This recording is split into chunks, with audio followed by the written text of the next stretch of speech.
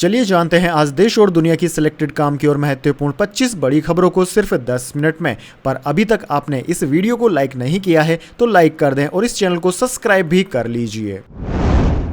राहुल गांधी ने रायबरेली से नामांकन किया। सोनिया गांधी, प्रियंका गांधी मौजूद रही। प्रियंका बोली, हम सेवा की राजनीति वापस चाहते हैं। जी हां दोस्तों, राहुल गांधी ने रायबरेली से नामांकन दाखिल कर दिया है। उनके साथ सोनिया गांधी, बहन प्रियंका गांधी, जीजा रॉबर्ट वाड्रा मौजूद रहे। किशोरी लाल शर्मा ने भी अमेठी से नॉमिनेशन भर दिया। कांग्रेस ने नॉमिनेशन के आखिरी दिन रायबरेली से राहुल गांधी और अमेठी से किशोरी लाल के नाम का ऐलान किया। किशोरी लाल सोनिया गांधी के भरोसेमंद माने जाते हैं। दोस्तों, शुक्रवार सुबह 9 बजे राहुल गांधी परिवार के साथ दिल्ली से रायबरेली के लिए रवाना हुए थे। 10:30 बजे अमेठी रायबरेली बॉर्डर पर स्थित फुरसतगंज एयरपोर्ट पर वे उतरे। एयरपोर्ट से सोनिया गांधी, राहुल गांधी और रॉबर्ट वाड्रा रायबरेली कांग्रेस कार्यालय पहुंचे। प्रियंका गांधी और राजस्थान के पूर्व सीएम अशोक गहलोत अमेठी गए। यहां किशोरी लाल के साथ रोड शो किया। चलिए दोस्तों, जान लेते हैं इसके बाद अगली बड़ी खबर।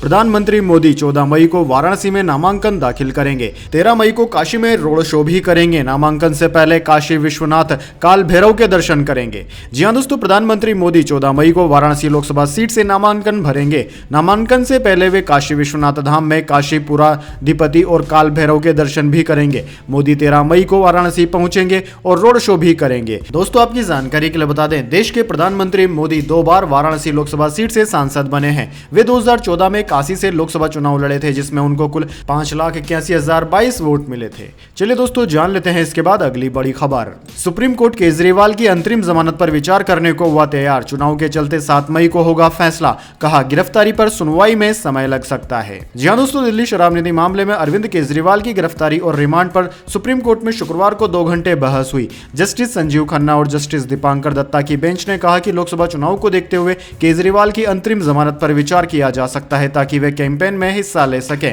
बेंच ने कहा कि मेन केस यानी कि जिसमें केजरीवाल ने अपनी गिरफ्तारी और रिमांड को चुनौती दी है, इसमें समय लग सकता है। कोर्ट ने ईडी से कहा कि अगली सुनवाई में अंतरिम जमानत की शर्तों को भी बताया जाए। हमें अंतरिम जमानत देने या न देने पर अभी फैसला करना है। हम 7 मई को इस पर सुनवाई करेंगे। केजरीवाल की ओर से वरिष्ठ वकील अभिषेक मनु सिंघवी और ईडी की तरफ से एएसजी एसवी राजू ने सुप्रीम कोर्ट में दलीलें रखी। चलिए दोस्तों, जान लेते हैं इसके बाद अगली बड़ी खबर। सुप्रीम कोर्ट ने जीएसटी एक्ट के तहत नोटिस गिरफ्तारियों का डेटा मांगा। कहा, लोगों का उत्पीड़न नहीं होने देंगे, उन्हें धमकी देकर परेशान किया जाता है। जी हां दोस्तों, सुप्रीम कोर्ट ने केंद्र से जीएसटी एक्ट के तहत 1 से 5 करोड़ रुपए के डिफॉल्ट के लिए जारी किए गए नोटिस और गिरफ्तारियों का डेटा मांगा है। कोर्ट ने कहा है कि कभी कभी गिरफ्तारियां नहीं की जाती, लेकिन लोगों को नोटिस जारी करके गिरफ्तारी की धमकी देकर परेशान किया जाता है। कोर्ट ने गुरुवार को जीएसटी एक्ट, कस्टम एक्ट और पीएमएलए के प्रावधानों को चुनौती देने वाली 281 याचिकाओं पर सुनवाई के दौरान यह टिप्पणी की। कोर्ट ने कहा कि हम नागरिकों की आजादी छीनने से बचाने के लिए दिशा निर्देश तय कर सकते हैं, लेकिन उनका उत्पीड़न नहीं होने देंगे। वहीं दोस्तों, याचिकाकर्ता की ओर से पेश सीनियर एडवोकेट सिद्धार्थ लूथरा ने कहा था कि जीएसटी एक्ट के तहत अधिकारी अपनी शक्तियों का दुरुपयोग करते हैं। गिरफ्तारी नहीं की जाती, लेकिन लोगों को नोटिस जारी करके गिरफ्तारी की धमकी दी जाती है। यह लोगों की स्वतंत्रता को कम कर रहा है। चलिए दोस्तों, जान लेते हैं इसके बाद अगली बड़ी खबर। आईसीसी टेस्ट रैंकिंग में भारत दूसरे नंबर पर फिसला। ऑस्ट्रेलिया नंबर 1 टीम बनी। वनडे और टी20 में टीम इंडिया अभी भी टॉप पर है। जी हां दोस्तों, टीम इंडिया टेस्ट क्रिकेट की रैंकिंग में नंबर 1 नहीं रही। शुक्रवार को जारी ताजा रैंकिंग में ऑस्ट्रेलिया नंबर 1 टेस्ट टीम बन गई है। उसने भारत को 4 अंकों से पछाड़ दिया। हालांकि वनडे और टी20 में टीम इंडिया अब भी टॉप पर बनी हुई है। टेस्ट फॉर्मेट में ऑस्ट्रेलिया के 124 रेटिंग पॉइंट्स हैं, जबकि भारत के 120 पॉइंट्स हैं। इंग्लैंड तीसरे और साउथ अफ्रीका चौथे नंबर पर है। यह बदलाव आईसीसी रैंकिंग में सालाना अपडेट की वजह से आया है। इस अपडेट में भारत की 2020-21 में ऑस्ट्रेलिया के खिलाफ ऑस्ट्रेलिया में 2-1 से सीरीज जीत को शामिल नहीं किया गया है। चलिए दोस्तों, जान लेते हैं इसके बाद अगली बड़ी खबर। स्वामी प्रसाद मौर्य पर युवक ने फेंका जूता। मंच से भाषण के दौरान हुआ हमला। जी हां दोस्तों, राष्ट्रीय शोषित समाज पार्टी के राष्ट्रीय अध्यक्ष स्वामी प्रसाद मौर्य पर युवक ने जूता फेंक दिया। पार्टी के प्रत्याशी होतम सिंह निषाद के पक्ष में स्वामी प्रसाद मौर्य सभा को संबोधित कर रहे थे। इसी बीच भीड़ से उठकर आए युवक ने स्वामी प्रसाद मौर्य के ऊपर जूता उछाला, जिसके ठीक बाद थाना पुलिस ने युवक को दौड़कर पकड़ा और हिरासत में ले लिया। दोस्तों, आपकी जानकारी के लिए बता दें, थाना डोंकी क्षेत्र के माता सती मंदिर पर पार्टी अध्यक्ष स्वामी प्रसाद मौर्य सभा को संबोधित कर रहे थे। चलिए दोस्तों जान लेते हैं इसके बाद अगली बड़ी खबर। चीन के मून मिशन को पाकिस्तान ने अपना बताया। 53 दिनों में सबसे अंधेरे हिस्से से सैंपल लाएगा चैंग E6। भारत अमेरिका से पहले लॉन्च किया गया मिशन। जी हां दोस्तों, भारत के चंद्रयान 3 मिशन के बाद अब चीन ने भी अपना मून मिशन लॉन्च कर दिया है। इस मिशन का नाम चैंग E6 मिशन है और इसे हेलांग द्वीप के वैनचोंग स्पेस साइट से लॉन्च किया गया था। ग्लोबल टाइम्स के मुताबिक इस प्रोब का लक्ष्य चांद के दूरी वाले हिस्से जहां अंधेरा होता है पर जाकर सैंपल इकट्ठा करके इन्हें धरती पर भेजना है। चीन का यह प्रोब 53 दिन तक चांद पर रहेगा, यानी कि 25 जून को यह धरती पर लौट आएगा। चैंग E6 में पाकिस्तान का iCubeQ सैटेलाइट लगा हुआ है। इस सैटेलाइट में 2 कैमरे हैं जो चांद की सतह की तस्वीरें लेंगे। हालांकि पाकिस्तान का मीडिया इसे अपना मून मिशन बता रहा है। चलिए दोस्तों जान लेते हैं इसके बाद अगली बड़ी खबर। रोहित वेमुला दलित नहीं था, जाति का पता लगने के डर से किया आत्महत्या, पुलिस ने दाखिल की क्लोजर रिपोर्ट। जी हां दोस्तों, छात्र रोहित वेमुला की मौत के मामले में हैदराबाद पुलिस की ओर से जांच पूरी हो गई है। पुलिस ने तेलंगाना हाईकोर्ट में इस मामले में क्लोजर रिपोर्ट लगाई है, जिसमें बड़ी बात सामने आई है। दरअसल दोस्तों, मामले की जांच बंद करते हुए पुलिस की तरफ से तेलंगाना हाईकोर्ट में यह दावा किया गया है कि रोहित को यह पता था कि वह दलित नहीं था और जाति की पहचान उजागर होने के डर से उसने आत्महत्या कर ली थी। जनवरी 2016 में रोहित वेमुला की आत्महत्या से मौत के कारण विश्वविद्यालयों में दलित के खिलाफ भेदभाव को लेकर देशव्यापी विरोध प्रदर्शन शुरू हो गया था। चलिए दोस्तों जान लेते हैं इसके बाद अगली बड़ी खबर। मसाले बनाने वाली सभी कंपनियों की फैक्ट्रियों का इंस्पेक्शन होगा। फसाई ने कंपनियों के प्रोडक्ट्स की सैंपलिंग और टेस्टिंग का आदेश दिया।